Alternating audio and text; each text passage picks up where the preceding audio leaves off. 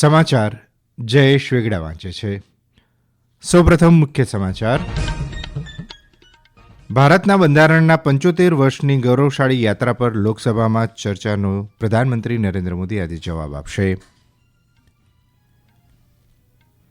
પ્રધાનમંત્રી આજે નવી દિલ્હીમાં રાજ્યોના મુખ્ય સચિવોની ચોથી રાષ્ટ્રીય પરિષદની અધ્યક્ષતા કરશે. ધોરીમાર્ગો પર સલામતી વધારવા અદ્યતન નવા રૂટ પેટ્રોલિંગ વાહનો શરૂ કરવાની ભારતીય રાષ્ટ્રીય ધોરીમાર્ગ સત્તામંડળની યોજના. શ્રીલંકાના રાષ્ટ્રપ્રમુખ અનુરાકુમારા દિસાનાયકે આવતીકાલથી ભારતની 3 દિવસની મુલાકાતે આવશે અને જુનિયર એશિયા કપ મહિલા હોકી ટુર્નામેન્ટની પ્રથમ સેમીફાઇનલમાં આજે ભારતનો મુકાબલો જાપાન સામે થશે. સમાચાર વિગતવાર. ભારતના બંધારણના 75 વર્ષની ગૌરવશાળી યાત્રા પર લોકસભામાં ચર્ચા આજે પણ ચાલુ રહેશે. પ્રધાનમંત્રી નરેન્દ્ર મોદી આજે આ ચર્ચાનો જવાબ આપશે. બંધારણ અપનાવવાના 75 વર્ષ પૂરા થવાના અવસર પર ગઈકાલે લોકસભામાં 2 દિવસીય ચર્ચા શરૂ થઈ. ચર્ચાની શરૂઆત કરતાં સંરક્ષણ મંત્રી રાજનાથસિંહે કહ્યું કે ભારતીય બંધારણે સામાજિક, આર્થિક, રાજકીય અને સાંસ્કૃતિક જીવનના તમામ પાસાઓને ધ્યાનમાં લઈને રાષ્ટ્ર નિર્માણનો માર્ગ મોકળો કર્યો છે. વિપક્ષ કોંગ્રેસ પર આકરા પ્રહાર કરતા શ્રી સિંહે કહ્યું કે તાજેતરના વર્ષોમાં બંધારણને માત્ર એક પક્ષના યોગદાન તરીકે રજૂ કરવાનો પ્રયાસ કરવામાં આવ્યો છે. તેમણે કહ્યું કે બંધારણ એ કોઈ એક પક્ષનું યોગદાન નથી, પરંતુ ભારતીય મૂલ્યોને અનુરૂપ એક અનન્ય પરિવર્તનકારી દસ્તાવેજ છે. શ્રી સિંહે કહ્યું કે ભારતીય બંધારણ પ્રગતિશીલ, સર્વસમાવેશક અને પરિવર્તનશીલ છે. ચર્ચામાં ભાગ લેતા કોંગ્રેસના પ્રિયંકા ગાંધી વાડ્રાએ કહ્યું કે નાગરિકોને સુરક્ષિત રાખવા માટે બંધારણ એક રક્ષણાત્મક કવચ છે. તેમણે કહ્યું કે આ ન્યાય, એકતા અને અભિવ્યક્તિના અધિકારની ઢાલ છે. શ્રીમતી વાડ્રાએ આક્ષેપ કર્યો હતો કે શાસક પક્ષે આ રક્ષણાત્મક કવચને તોડવાનો પ્રયાસ કર્યો છે. ચર્ચામાં ભાગ લેતા સમાજવાદી પાર્ટીના અખિલેશ યાદવે કહ્યું કે બંધારણ લોકશાહીની આત્મા છે. તેમણે કહ્યું કે ગૃહમાં 75 વર્ષ બાદ ફરીથી બંધારણ પર ચર્ચા થઈ રહી છે. શ્રી યાદવે કહ્યું કે બંધારણ દેશના દલિત અને વંચિત લોકોનું સાચું રક્ષક છે. તો ડીએમકેના ટી.આર. બાલુએ કહ્યું કે બંધારણ માત્ર કાયદો, અધિકારો અને ફરજોનું પુસ્તક નથી, પરંતુ સ્વતંત્ર ભારતના પ્રથમ પેઢીના નેતાઓનું વિઝન છે, જે દેશને માર્ગદર્શન આપે છે. જનતા દળ યુનાઇટેડના સાંસદ અને કેન્દ્રીય મંત્રી રાજીવ રંજન સિંહે કહ્યું કે જે લોકો બંધારણ સાથે છેડછાડ કરશે તેમને માફ કરવામાં આવશે નહીં. તેમણે કટોકટી લાદવા અને ચૂંટાયેલી રાજ્ય સરકારોને પછાડવા માટે કલમ 356નો દુરુપયોગ કરવા બદલ કોંગ્રેસની ટીકા કરી હતી.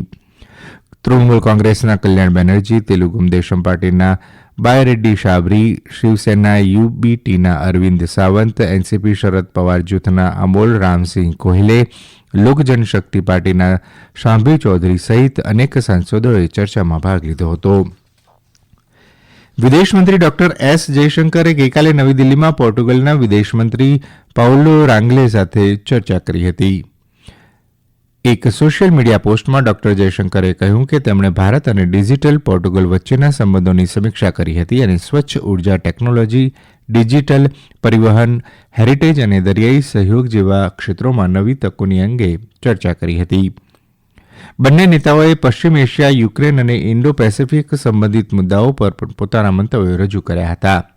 ડોક્ટર જયશંકરે બંને દેશો વચ્ચેના બહુપક્ષીય સહયોગ તથા ભારત અને યુરોપિયન યુનિયન વચ્ચેના સંબંધોને મજબૂત કરવા માટે પોર્ટુગલના સમર્થનની પણ પ્રશંસા કરી હતી. પ્રધાનમંત્રી નરેન્દ્ર મોદી આજે નવી દિલ્હીમાં રાજ્યોના મુખ્ય સચિવોની ચોથી રાષ્ટ્રીય પરિષદની અધ્યક્ષતા કરશે. આ પરિષદનો ઉદ્દેશ સહકારી સંઘવાદ પર ધ્યાન કેન્દ્રિત કરીને કેન્દ્ર અને રાજ્યો વચ્ચેની ભાગીદારીને વધુ મજબૂત કરવાનો અને ઝડપી વૃદ્ધિ તથા વિકાસ હાંસલ કરવા માટે વધુ સહકાર સુનિશ્ચિત કરવાનો છે. મુખ્ય સચિવોની પ્રથમ પરિષદ જૂન 2022માં ધર્મશાલામાં, 2 જાન્યુઆરી 2023માં દિલ્હીમાં અને ડિસેમ્બર 2023માં દિલ્હીમાં ત્રીજી પરિષદ યોજાઈ હતી. અમારા સંવાદદાતાએ જણાવ્યું કે આ પરિષદમાં તમામ રાજ્યો અને કેન્દ્ર શાસિત પ્રદેશોના મુખ્ય સચિવો, વરિષ્ઠ અધિકારીઓ અને વિવિધ ક્ષેત્રોના નિષ્ણાતો ભાગ લઈ રહ્યા છે. કેન્દ્રીય શિક્ષણ મંત્રી ધર્મેન્દ્ર પ્રધાને કહ્યું છે કે સરકાર મહિલા વિકાસનો દ્રષ્ટિકોણ બદલીને મહિલાઓના નેતૃત્વમાં વિકાસ લાવવા માટે પ્રતિબદ્ધ છે. ગઈકાલે નવી દિલ્હીમાં એક દિવસીય કાર્યશાળાનું ઉદઘાટન કરતા આ મુજબ તેમણે જણાવ્યું હતું. આ કાર્યશાળાનું વિષયવસ્તુ મહિલા નેતા વર્ષ 2027માં વિકસિત ભારત માટે શૈક્ષણિક શ્રેષ્ઠતા તૈયાર કરવું રહેલ છે. શિક્ષણ મંત્રીએ કહ્યું કે કાર્યશાળામાં રાષ્ટ્રીય શિક્ષણ નીતિ 2020ના દ્રષ્ટિકોણ મુજબ શિક્ષણના દરેક સ્તરે મહિલા સશક્તિકરણ પર ભાર મૂકવામાં આવ્યો છે. શ્રી પ્રધાને કહ્યું કે મહિલા સશક્તિકરણના ભારતીય મોડલની રચના એવી રીતે થવી જોઈએ કે મહિલાઓ તમામ નીતિ ઘડતર અને જીવનના વિકલ્પોની પસંદગીમાં સામેલ હોય. આ સમાચાર આપ આકાશવાણી પરથી સાંભળી રહ્યા છો. આ સમાચાર આપ અમારી YouTube channel AIR news Gujarat પર પણ સાંભળી શકશો. વધુ સમાચાર માટે આપ અમારી વેબસાઇટ newsonair.gov.in/gujarati પર પણ સાંભળી શકશો. અમારા એક્સ હેન્ડલ AIR_news_ABAD ને ફોલો કરી શકો છો.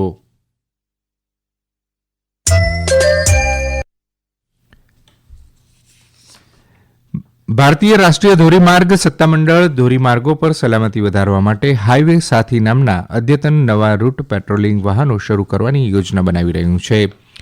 માર્ગ પરિવહન અને ધોરીમાર્ગ મંત્રાલયે જણાવ્યું હતું કે આ વાહનો કટોકટીની પરિસ્થિતિઓ પર દેખરેખ રાખવા અને પ્રતિસાદ આપવા માટે રાષ્ટ્રીય ધોરીમાર્ગના ભાગોનું નિરીક્ષણ કરશે. આ વાહનમાં બંધ કેબિનેટ અને AI સક્ષમ ડેશબોર્ડ કેમેરા હશે. આ વાહનો ટ્રાફિક અવરોધ ઘટાડવા, માર્ગ સલામતી સુધારવા અને રાષ્ટ્રીય ધોરીમાર્ગો પર એકંદર માર્ગ વપરાશકર્તા અનુભવને વધારવા માટે અદ્યતન માહિતી અને સલામતી ઉપકરણોથી સજ્જ હશે. શ્રીલંકાના રાષ્ટ્રપ્રમુખ અનુરાકુમારા દિસાનાયકે આવતીકાલથી ભારતની 3 દિવસની મુલાકાતે આવશે. ગઈકાલે મીડિયાને માહિતી આપતા વિદેશ મંત્રાલયના પ્રવક્તા રણધીર જયસ્વાલે જણાવ્યું હતું કે શ્રીલંકાના રાષ્ટ્રપ્રમુખ તરીકે ચૂંટાયા બાદ શ્રી દિસાનાયકેની આ પ્રથમ વિદેશ મુલાકાત હશે. મુલાકાત દરમિયાન શ્રી દિસાનાયકે રાષ્ટ્રપતિ દ્રૌપદી મુર્મુને મળશે તથા પ્રધાનમંત્રી નરેન્દ્ર મોદી સાથે પરસ્પર હિતના દ્વિપક્ષીય, પ્રાદેશિક અને આંતરરાષ્ટ્રીય મુદ્દાઓ પર ચર્ચા કરશે.